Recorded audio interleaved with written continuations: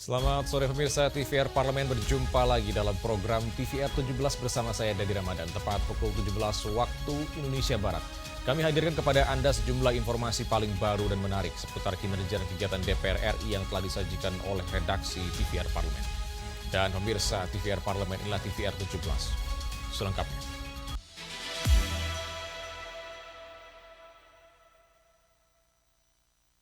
Dalam rangka menjaga rantai distribusi pangan, Komisi 4 DPR RI dorong Satgas Pangan guna pastikan tidak ada penimbunan pangan selama bulan Ramadan hingga menjelang Lebaran, agar tidak terjadi lonjakan harga pangan yang tinggi di pasaran. Dalam rangka menjaga rantai distribusi pangan, Komisi 4 DPR RI mendorong Satgas Pangan untuk memastikan tidak ada penimbunan bahan pokok selama bulan Ramadan hingga menjelang Lebaran, agar tidak mengakibatkan lonjakan harga pangan yang tinggi di pasaran. Daniel Johan mengatakan, Komisi 4 DPR RI bersama dengan Kementerian Pertanian, Bulog, dan Badan Pangan Nasional terus berkomitmen untuk memastikan ketersediaan pangan selama bulan Ramadan hingga menjelang Idul Fitri. Satgas Pangan harus bekerja maksimal untuk memastikan tidak ada permainan harga dari para mafia pangan, menjaga stabilitas harga, dan mengawasi ketersediaan bahan pangan di beberapa gudang logistik. Kita mendorong Satgas Pangan itu memastikan tidak adanya terjadi penimbunan. Ya. Yang kedua, memastikan adanya keseimbangan supply dan demand. Dan peran utama selain Kementerian Pertanian di bidang produksi adalah Menteri Perdagangan. Ya. Tugas utama dari Menteri Perdagangan adalah memastikan terjadinya pasar persaingan sempurna, ya, sehingga tidak ada monopoli, tidak ada mafia pangan. Karena monopoli dan mafia pangan itulah yang menjadi salah satu adanya distorsi harga, ya, adanya permainan harga. Ya. Jadi selama ada keseimbangan antara demand dan supply, kita meyakini harga akan baik, stabil di tingkat petani maupun stabil di tingkat konsumen. Lebih lanjut, Daniel berharap operasi pasar yang akan dilakukan oleh pemerintah pusat dan daerah dapat menjamin stabilitas pasokan dan harga pangan, sehingga masyarakat dapat memperoleh bahan pokok dengan harga yang terjangkau dan tidak terjadi kelangkaan bahan pangan. Rifki dan Helmi, TVR Parlemen, melaporkan. Guna memberikan kepastian hukum terkait perlindungan bagi pekerja migran, Badan Legislasi DPR RI susun revisi Undang-Undang Perlindungan Pekerja Migran Indonesia sebagai upaya negara dalam menjamin hak-hak pekerja.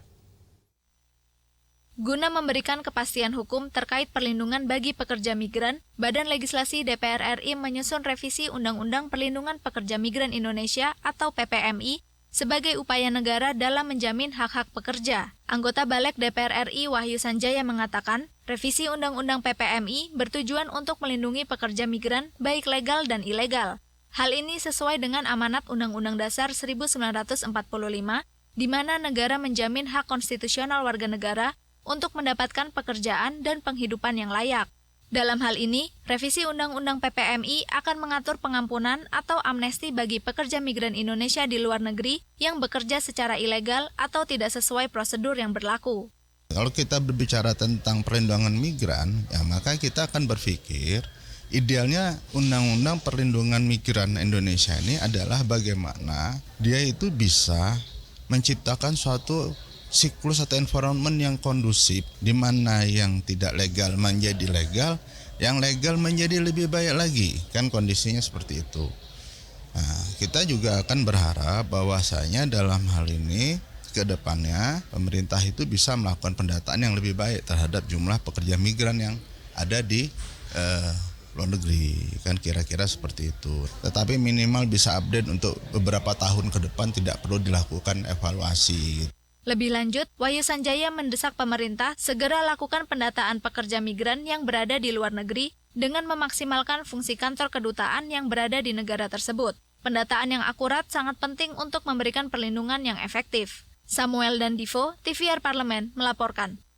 Pemirsa, terkait anggaran sistem rujukan dan ketenagakerjaan yang menjadi tantangan dalam program pemerintah pemeriksaan kesehatan gratis, Komisi 9 DPR RI minta pemerintah lakukan evaluasi berkala guna optimalkan pelayanan kesehatan bagi masyarakat.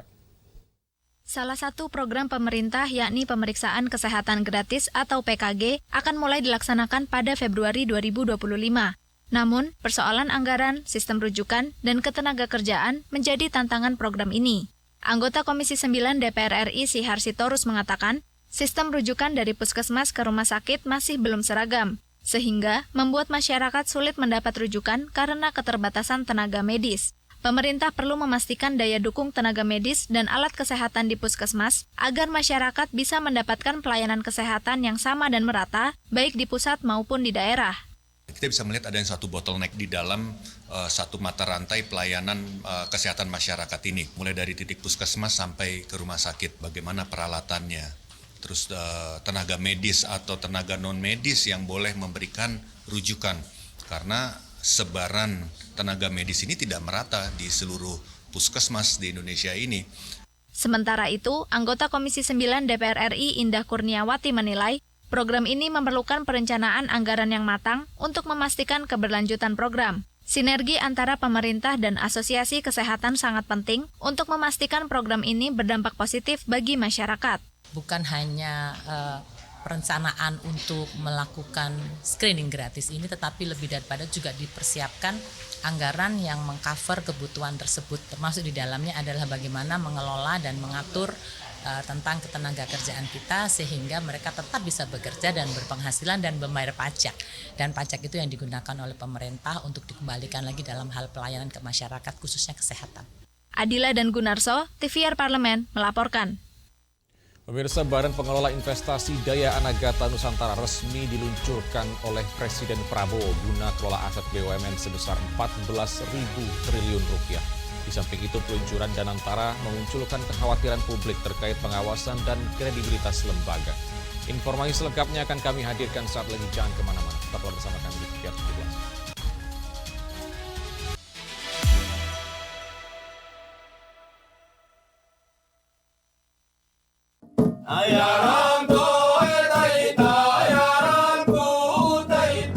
Segala hal ada di luar sana. Lalui rintangan, terus bergerak, maju menembus batas. Jelajahi dan buktikan. Marilah kita memasuki acara ketiga rapat paripurna Dewan hari ini, yaitu pembicaraan tingkat 2 pengambilan keputusan atas rancangan undang-undang tentang perubahan kedua. Halo pemirsa TVR Parlemen, saat ini saya sedang berada di Desa Wairebo. Ketika aspirasi rakyat didengar, kami hadir sebagai media referensi Indonesia.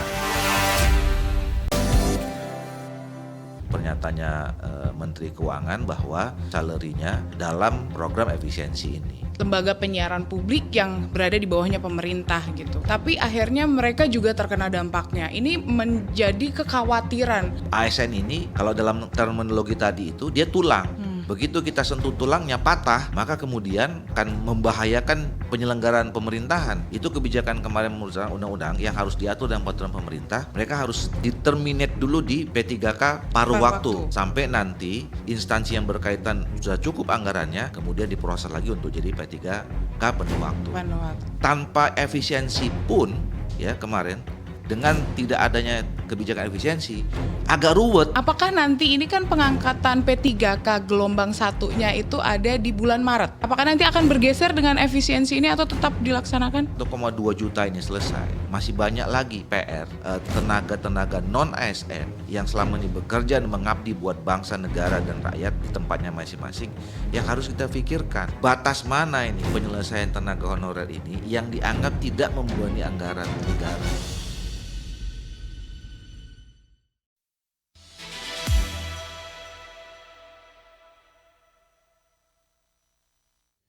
Kembali di TVR 17, pemirsa, DPR RI tegaskan pentingnya sistem pengawasan komprehensif dan berlapis guna pastikan akuntabilitas dan transparansi Danantara. DPR RI menilai tata kelola yang baik akan menjadi fondasi penting dalam mencegah adanya penyelewengan dan memastikan transparansi publik. Dan berikut saksikan liputan mendalam yang telah dikemas oleh tim redaksi TVR Parlemen dalam segmen editorial Parlemen berikut ini.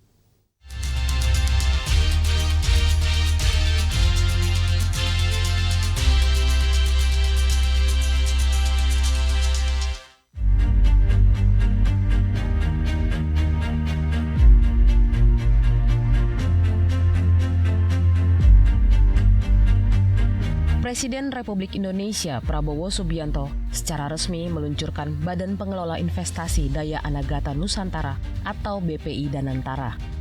BPI Danantara akan mengelola aset BUMN sebesar 14.000 triliun rupiah. Dengan aset sebesar itu, BPI Danantara masuk dalam jajaran 10 besar Sovereign Wealth Fund dunia dan diprediksi akan membangkitkan perekonomian Indonesia. BPI Danantara dibentuk setelah revisi Undang-Undang Nomor 19 Tahun 2003 tentang BUMN. BPI Danantara dibentuk melalui penerbitan Peraturan Pemerintah Nomor 10 Tahun 2025 tentang organisasi dan tata kelola BPI Danantara. Di balik peluncuran BPI Danantara, muncul kekhawatiran publik terkait pengawasan dan kredibilitas lembaga. Publik berharap jangan sampai investasi negara terjadi penyalahgunaan yang akhirnya merugikan perekonomian nasional. Dalam hal ini, DPR RI menegaskan pentingnya sistem pengawasan yang komprehensif dan berlapis untuk memastikan akuntabilitas dan transparansi BPI Danantara, mengingat BPI Danantara akan mengelola modal yang ada di BUMN untuk didistribusikan kepada proyek yang berkelanjutan dan berdampak tinggi kepada masyarakat. DPR RI menilai tata kelola yang baik akan menjadi fondasi penting dalam mencegah adanya penyelewengan dan memastikan transparansi publik. Banyak aksi-aksi korporasi yang harus dikoordinasikan atau dilaporkan kepada Komisi 6 ya selaku DPR yang mengawasi Danantara ini secara legal ya, bahwa aksi-aksi korporasi itu antara lain tentang RKAP harus dikoordinasikan, tentang restrukturisasi, tentang privatisasi, hapus buku, hapus tagih ya, dan itu semua harus dilakukan, dilaporkan atau dikoordinasikan dengan DPR. Jadi memang tugasnya DPR itu kan memang kita harus mengawasi pemerintah ya. Dalam hal ini Danantara ini yang notabene dia akan mengelola dana yang segitu besar, 300 triliun dan 14.000 aset, itu tentunya kita harus awasin Mas. Jadi kita harus pastikan bahwa duit-duit yang di Danantara yang diinvestasikan itu harus pasti menyentuh masyarakat. Itu tugas kami sebagai DPR untuk mengawasi itu semua. Jadi jangan sampai dana-dana ini malah nyasar kemana-mana. Jadi persepsi bahwa Danantara ini tidak bisa diperiksa, itu salah total. Jadi Danantara ini sebuah badan yang selayaknya seperti badan yang lain, bisa diperiksa di mana-mana. Kita bisa pantau uang ini pada lari kemana, ya kita harus tahu. Kita akan pantau dan kita harus tahu. Badan Pengelola Investasi Danantara dapat berperan sebagai katalisator pertumbuhan ekonomi nasional dengan berinvestasi di sektor prioritas, seperti sektor energi terbarukan, manufaktur industri hilir, dan produksi pangan. Keamanan pengelolaan dana investasi ke sektor prioritas akan meningkatkan daya saing global Indonesia serta mendorong target pertumbuhan ekonomi nasional mencapai 8%. Mudah-mudahan ini akan menjadi trigger terhadap peningkatan pertumbuhan ekonomi. Bahkan ini menjadi sumber pembiayaan bagi proyek-proyek yang multi-use, proyek-proyek yang berkelanjutan, proyek-proyek yang saat ini membutuhkan investasi segar. Nah, dengan adanya Danantara, kita tidak akan tergantung terus kepada investor, tergantung kepada pihak luar negeri, tetapi juga dengan Danantara ini, negara mempersiapkan pembiayaan untuk sektor-sektor produktif, utamanya terhadap hilirisasi, gitu ya, karena menghilirisasi terhadap 26 komoditas ini, tentu nilai tambahnya akan sangat besar. Selain terhadap nilai keuntungan, nilai pendapatan, ya, yang pada akhirnya juga menjadi dividen bagi negara. Tentu juga ini bisa menjadi pembiayaan bagi yang selama ini kesulitan untuk mencari pembiayaan. DPR RI berharap Dewan Pengawas dan Badan Pelaksana Danantara mampu bekerja dengan optimal demi kesejahteraan masyarakat. Untuk itu, DPR RI berkomitmen memaksimalkan pengawasan terhadap kinerja pengelolaan BPI Danantara. Tim redaksi TVR Parlemen melaporkan.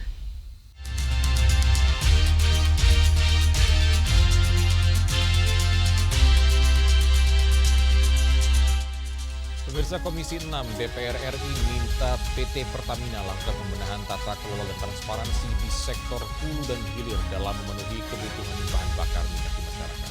Informasi selengkapnya akan kami hadirkan saat lagi, tetaplah bersama kami di TVR 17.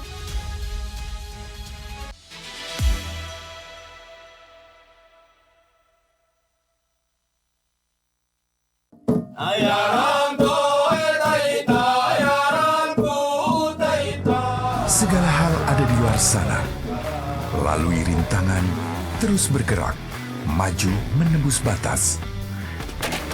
Jelajahi dan buktikan. Marilah kita memasuki acara ketiga rapat paripurna Dewan hari ini, yaitu pembicaraan tingkat 2 pengambilan keputusan atas rancangan undang-undang tentang perubahan kedua. Halo pemirsa TVR Parlemen, saat ini saya sedang berada di Desa Wairebo.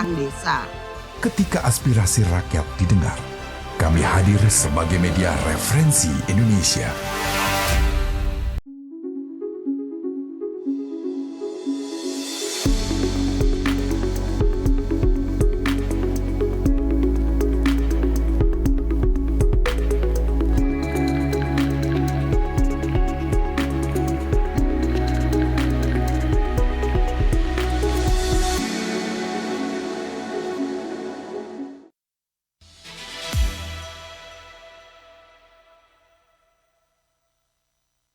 Pemirsa, penurunan kepercayaan publik terhadap Pertamina akibat isu Pertamax yang dijual memiliki kualitas lebih rendah harus dijadikan sebagai pembelajaran dan pembenahan Pertamina untuk Pertamina yang lebih baik.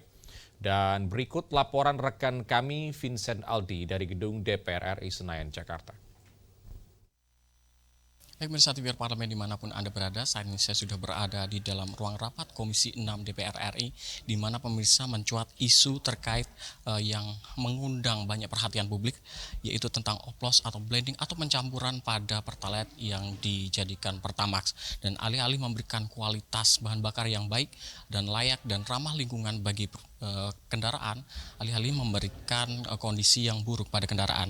Dan isu ini mencerminkan betapa pentingnya integritas dan juga transparansi dalam pengelolaan Pertamina. Dan untuk membahasnya telah bergabung bersama saya salah satu anggota Komisi 6 DPR RI, yaitu Bapak Nasil Bahar dari fraksi PAN. Pak, bagaimana Pak pandangan Bapak terkait hal ini dan bagaimana sebenarnya pengawasan dan kontrol kualitas dalam Pertamina sendiri, Pak? Ya, itu kan pengkontrolan kualitas daripada minyak dan gas itu kan ada dari lembaga Limigas ya. Lembaga Limigas yang setiap saat melaporkan kepada Kementerian SDM. Nah, kami melihat ya isu yang terjadi hari ini dan fakta yang kemarin kita lihat ya. Ini masih isunya simpang siur. Nah, apakah persoalan ini merupakan persoalan oplosan, blendingan ya. Tetapi memang kami melihat ya keterangan daripada PLT Dirut Patraniaga bahwa RON yang 92 yang diberikan adiktif itu kan sebagai alat rangsangan untuk akselerasi mesin kan gitu dan menambah kekuatan. Tetapi terhadap kerugian negara ya kita tidak pungkiri kan gitu.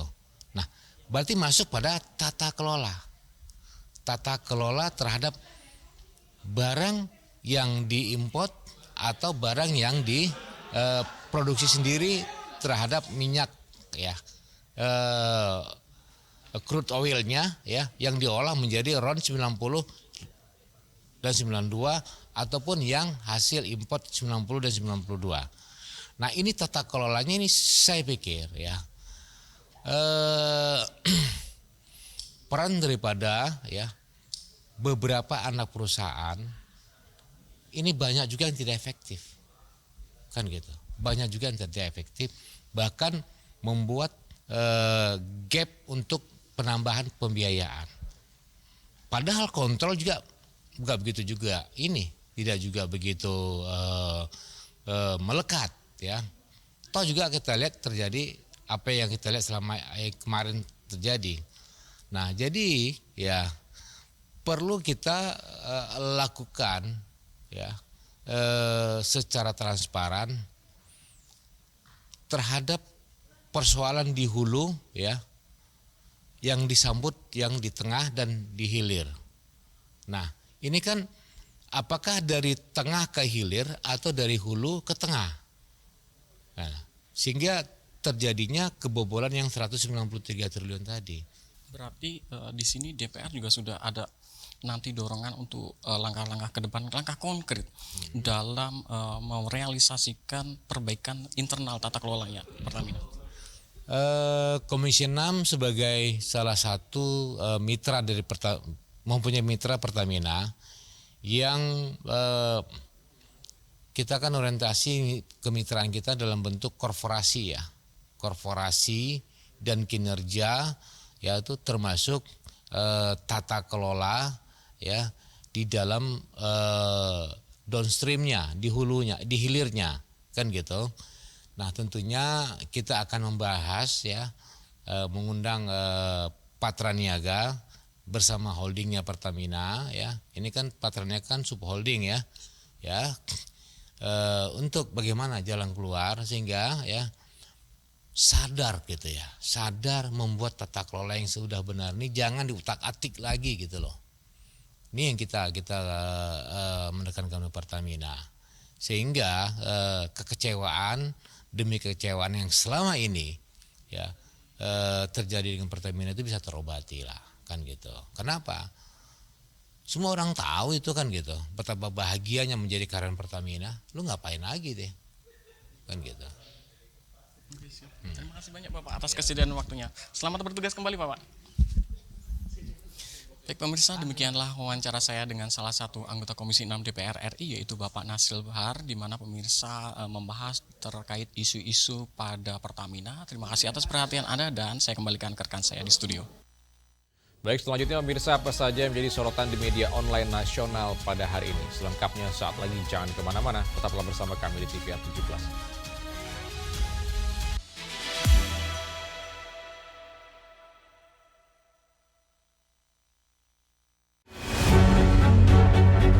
Bahkan sebenarnya yang ngebongkar itu bukan negara. Harusnya yang mau ngemasang itulah yang bongkar. Ini malah negara yang bongkar, negara rugi lagi. Negara yang ngeluarin sertifikat. Iya, negara yang bongkar. Itu Bu Titi sampai bantu harusnya ya, cuman kan kita belum tahu nih orangnya siapa. Mau nggak mau negara aku harus ambil alih demi kepentingan nelayan. Pak Deddy menyampaikan tuh sepertinya ada permainan nih antara pengembang dan juga kepala desanya, aparat desa. Ada potensi ya. Itu ada dugaan itu. Deddy Yusuf, Wakil Ketua Komisi 2. Iya. Beliau menyampaikan ini harus diusut gitu. Ada permainan apa? Karena luas wilayahnya juga tuh Desa Kotu dibanding desa-desa lain tuh lebih luas katanya. Dan itu tuh menjadi satu indikasi ini kenapa kok paling luas sendiri? Apakah itu ada permainan di balik itu atau bagaimana? Dari legislator kita di Komisi 4 itu Alex Indra Lukman itu mengimbau agar KKP ini juga bisa lebih tegas untuk bisa mengusut, karena ini kan wilayah laut ya. Karena di laut ini kan pihak-pihak yang terkait pengawasan itu ada banyak ya. Iya. Selain TNI AL kan juga ada polisi laut, ada Bakamla yang ada Bakamla. Ya kalau misalkan kemarin gue juga nonton di program Kabar Nusantara yang di TV Parlemen juga Pak Deddy Sitorus juga sebenarnya susah untuk mencurigai dari adanya pagar laut ini tidak ada kaitannya dengan PIK 2. Hanya di TVR Parlemen.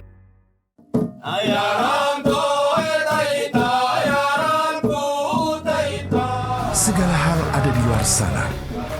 Lalui rintangan, terus bergerak, maju menembus batas. Jelajahi dan buktikan. Marilah kita memasuki acara ketiga rapat paripurna Dewan hari ini, yaitu pembicaraan tingkat 2 pengambilan keputusan atas rancangan undang-undang tentang perubahan kedua. Halo pemirsa TVR Parlemen, saat ini saya sedang berada di Desa Werebo. Ketika aspirasi rakyat didengar, kami hadir sebagai media referensi Indonesia.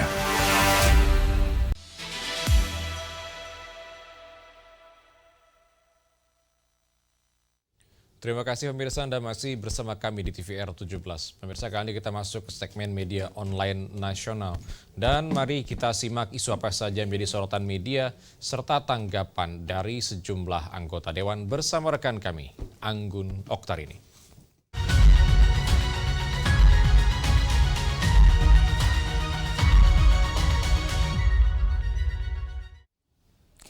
Terima kasih rekan Dadi dan halo apa kabar pemirsa, berjumpa lagi bersama saya dalam pembahasan headline di media online, yaitu yang pertama yang akan kita bahas yaitu turunkan harga pangan, pentingnya tindakan nyata bukan janji semata. Ini jika kita melihat di beberapa sosial media pemirsa yang ada di depan atau di layar kaca Anda.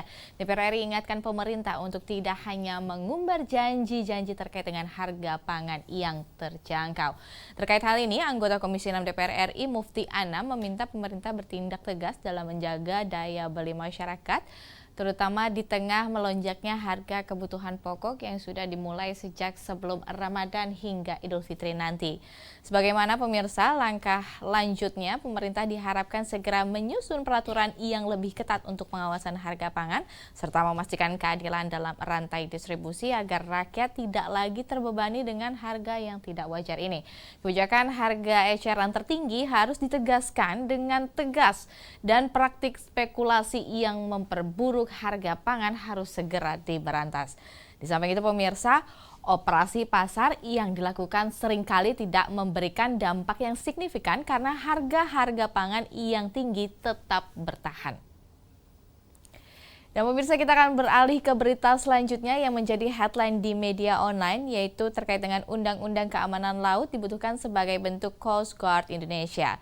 Ini dibahas dalam beberapa media, di mana dalam rapat dengar pendapat Panja Keamanan, Panja Keamanan Laut Komisi 1 DPR RI dengan Kepala Bakamla Laksadia TNI Irfansyah terungkap pentingnya segera dibentuknya Undang-Undang Keamanan Laut dalam memperkuat sistem keamanan laut Indonesia yang komprehensif, berkelanjutan, adaptif, responsif, dan juga inklusif. Pemirsa, sebagaimana kita ketahui, selama ini Bakamla sudah berperan dan menjalankan tugas sebagai Coast Guard Indonesia dalam berbagai kesempatan, termasuk yang berhubungan dengan keamanan laut, namun belum ada regulasi resmi yang menyebutkan secara jelas bahwa Bakamla adalah Coast Guard Indonesia. Sebagai langkah-langkah ini, selain itu segera dibentuknya Undang-Undang Keamanan Laut, segera dibentuk, juga perlukan pengakuan secara resmi terkait dengan peran Bakamla sendiri sebagai Coast Guard Indonesia melalui regulasi yang jelas. Pembentukan regulasi yang jelas ini akan semakin memperkuat posisi Indonesia sebagai negara kepulauan terbesar di Indonesia. Dan di samping itu, keterbatasan anggaran juga menjadi hambatan besar dalam optimalisasi tugas Bakamla sebagai Coast Guard yang memiliki tugas-tugas universal dan juga menyeluruh. Baik pemirsa, itulah tadi headline di media online pada hari ini. Turunkan harga pangan, pentingnya tindakan nyata bukan janji semata, dan juga pembahasan mengenai Undang-Undang Keamanan Laut dibutuhkan sebagai bentuk Coast Guard Indonesia. Saya Angga Nektarini, kembali ke rekan Dadi.